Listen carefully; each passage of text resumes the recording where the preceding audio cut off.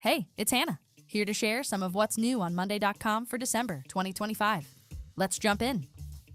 First, prefer a more visual layout when creating items? Now, you can create items by card. Each new item opens in a structured card view, so you can fill out details in one clean, organized space. Board owners can choose whether to use the table view or the item card, whatever fits their team's style best. Next, keep your workspace focused with column-level notification control.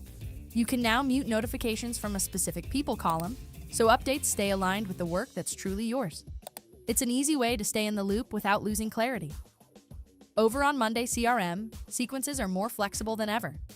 Pro and enterprise users can now start from any step in a sequence, letting you re-enroll leads, skip ahead, or jump right into key touchpoints.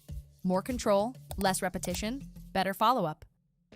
And finally, for our Monday Dev teams, connect your GitLab projects to Monday Dev and trigger workflows from merge request events like created, approved, or merged.